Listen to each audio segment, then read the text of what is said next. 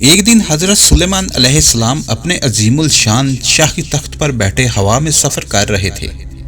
تخت کے دوسرے حصوں میں آپ کے 1000 ملازم اور سلطنت کے عہدیدار بھی اپنی کرسیوں پر بیٹھے تھے، جن میں وزیر اعظم بھی شامل تھا۔ تمام جن تخت کے گرد ادب سے کھڑے تھے اور فضا میں اڑنے والے پرندے تخت پر اپنے پروں سے سایہ کیے آ رہے تھے۔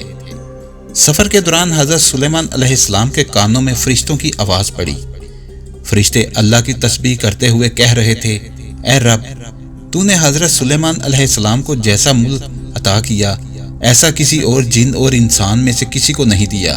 اس پر اللہ تعالیٰ نے فرمایا، میں نے سلیمان علیہ السلام کو بہت بڑی بادشاہی عطا کی ہے اور اس کو نبوت سے سرفراز کیا ہے، لیکن سلیمان علیہ السلام میں غرور اور تکبر بالکل نہیں۔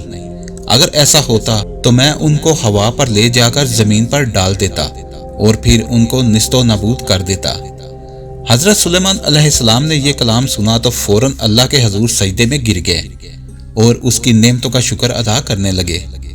ہوا نے ان کے تخت کو زمین پر اتارا جہاں چونٹیوں کی بستی تھی۔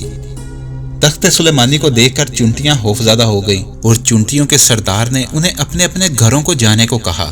یہ چونٹی اپنی قوم کی سردار یعنی شاہ مور تھی۔ اس کی بات سن کر حضرت سلیمان علیہ السلام مسکرائے اور انہوں نے شاہ مور کو اپنی ہتھیلی پر رکھ کر پوچھا، اے شاہ مور، تم نے اپنے لشکر سے یہ کیوں کہا کہ سلیمان علیہ السلام آتا ہے اور تم اپنے اپنے غاروں میں گھس جاؤ؟ تم نے اس سے پہلے میرا کیا ظلم دیکھا ہے؟ شاہ مور نے کہا، اے نبی، ہم نے آپ کا یا آپ کے لشکر کا پہلے کوئی ظلم نہیں دیکھا، مگر ہم نے حفاظت کے طور پر ایسا کیا ہے کہ کہیں آپ کے گھوڑوں کی ٹاپوں کے تلے چونٹیاں کچلی نہ جائیں۔ حضرت سلیمان علیہ السلام نے فرمایا، کیا تم اپنی چونٹیوں پر ایسی ہی شفقت کیا کرتی ہو؟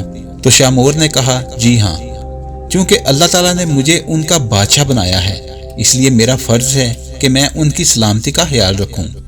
تمہارے ساتھ کتنی چونٹیاں ہیں؟ حضرت سلیمان علیہ السلام نے پوچھا۔ تو شاہ مور نے جواب دیا کہ 40,000۔ اس پر حضرت سلیمان علیہ السلام نے پوچھا، تمہاری بادشاہی بہتر ہے یا میری بادشاہت؟ تو چونٹیوں کے سردار نے کہا، میری بادشاہی بہتر ہے، کیونکہ تمہارے تخت کو ہوا اٹھاتی ہے، تم اس پر بیٹھتے ہو، یہ کتنا بڑا تکلف ہے۔ حضرت سلیمان علیہ السلام نے مسکرا کر پوچھا، تمہیں یہ عقل کس نے سکھائی؟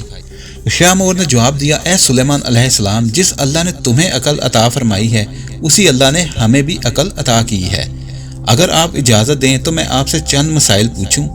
تو اس پر حضرت سلیمان علیہ السلام نے جواب دیا، ہاں پوچھو۔ تو شاہ مور نے کہا، اے سلیمان علیہ السلام، تم نے اللہ تعالیٰ سے سوال کیا تھا، اے پروردگار، مغفرت کر میری اور بخش مجھ کو ایک ایسا ملک جو اس سے پہلے تو نے کسی کو نہ بخشا ہو۔ اس پر شاہ مور نے سلیمان علیہ السلام سے کہا، اے سلیمان علیہ السلام، تمہارے اس سوال سے حسد کی بو آتی ہے، جبکہ حسد کرنا پیغمبروں کی شان کے خلاف ہے۔ تمہیں یہ بھی اچھی طرح معلوم ہے کہ خداوند سارے جہاں کا مالک ہے، وہ جسے چاہے بادشاہی دے اور جسے چاہے نہ دے۔